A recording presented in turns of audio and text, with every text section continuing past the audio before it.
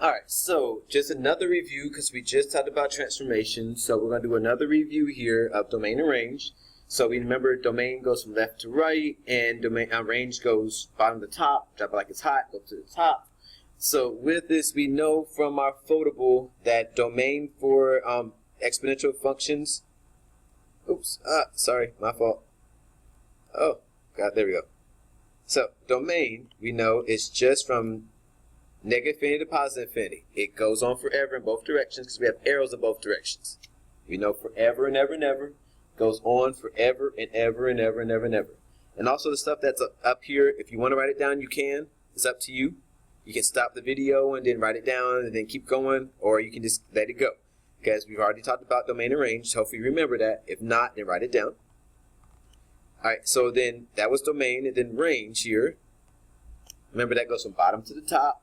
So we go from the lowest number to the highest number. And we said here that our graph, it does not touch 0, does not touch the x-axis. Even though the graph might look like it does here, it does not touch the x-axis. But it gets closer and closer and closer to it. It never touches that asymptote that we have there on the x-axis. It does not touch the asymptote on the x-axis. So it gets closer and closer and closer to it, but it does not touch it.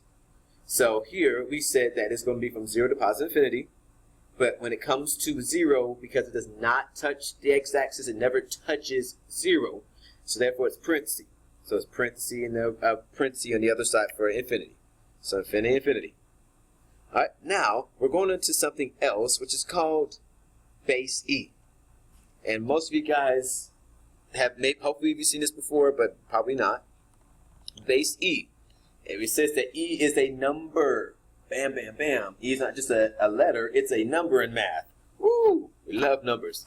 Alright, so E is a number. And we're going to take a look at that in our calculator. So we're going to pull that up. If I can pull my calculator up really quick, like. Pull off to the side.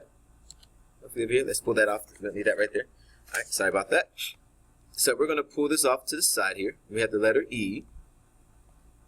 And it's going to go away for a few seconds. It's going to come back. We're going to do this in our calculator. We're going to put that in. And these are actually the keystrokes that we need to do. Let's try this. Here we go. So we're going to actually put this in. So, let me see if I can move this over a little bit also.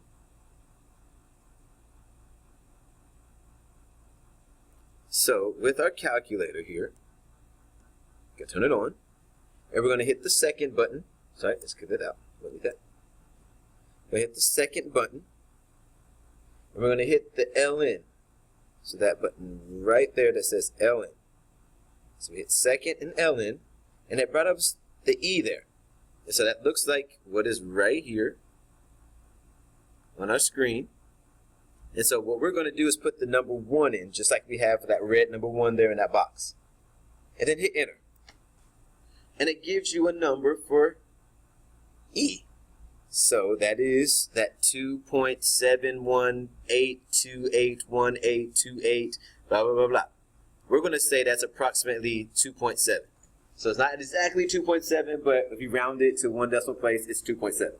So that's going to be very important and very understanding to know that E is always a number. And when we go to this next part, E is not going to be filled in at all. We're going to use what the calculator says for E. So we're going to literally put E in the calculator and work it out. So whenever we did all this stuff, we're going to go back to, what we talked about with Linda a little bit. And we talked about compound interest with her. Linda with her her ice cream shop, and like talking about she actually was trying to save money, and she's been saving money for all her life, and she's really good with saving money and everything, that sort. So she put money in the bank account, and that bank account grew as she kept adding more money in, and it kept compounding each year. Interest kept compounding. So we're going to talk about compound interest again. So we're pulling this formula back out. So again, this, if you want to write this down, so you can. It's up to you. We have it in the other notes with Linda, so it's up to you how you want to do it. But we set the same formula that's there, and so with this, with that formula, we know that P is the principal or the initial amount or the amount that you start with.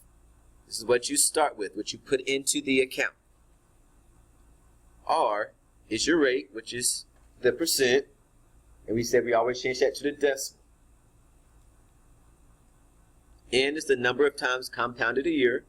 And again, like we wrote down before, and this time I know annually is spelled correct this time because it's written up there and I got it right this time. So annually is spelled correct this time. So monthly we said it's 12 because there's 12 months in a year. Quarterly we said there's 4 because there's 4 quarters in a dollar, so there's 4 quarters in a year. Annually just means a year, so there's 1 year inside of 1 year. And then semi-annually, like if you think of semifinals of like a sporting event or something that sort, like basketball or football or even tennis, there's always 2 winners there.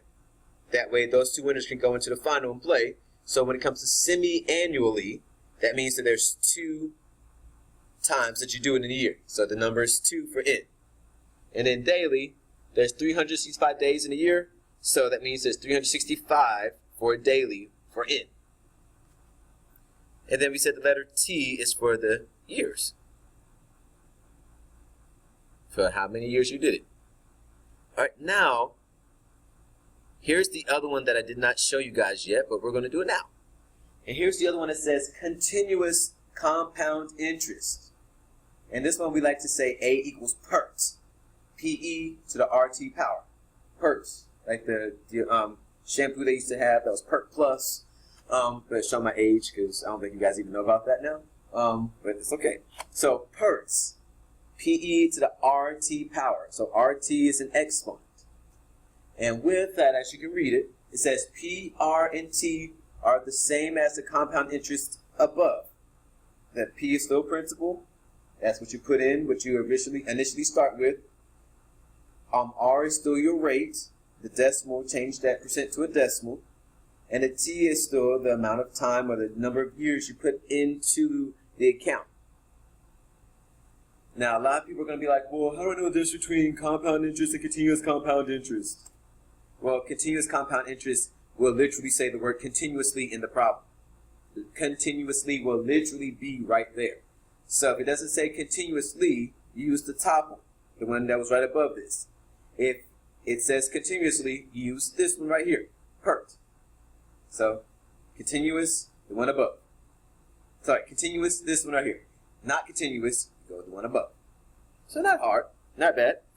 So we have all that information there, and now we're getting ready to go to example 4, I believe it is. Yes, example 4.